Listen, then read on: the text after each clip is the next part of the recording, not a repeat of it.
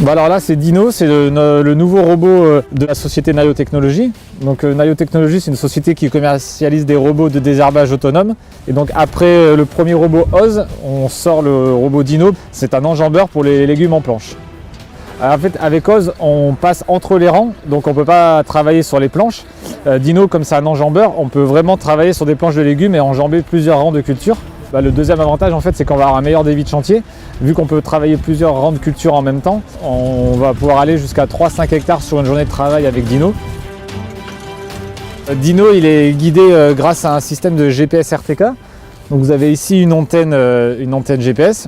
Et donc le robot, en fait, après qu'on lui ait donné la carte de la parcelle, il est capable de se positionner n'importe où sur la parcelle et de faire tout le tracé de toutes les planches afin de biner toutes les planches de la parcelle.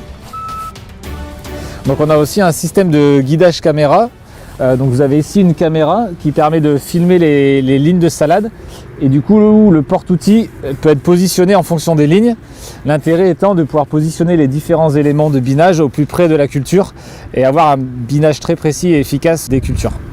Et au niveau des outils, on a des pas de doigts pour travailler vraiment l'inter-rang et un système de bineuse à étoiles pour travailler vraiment sur le rang entre les plants de salade sur la ligne.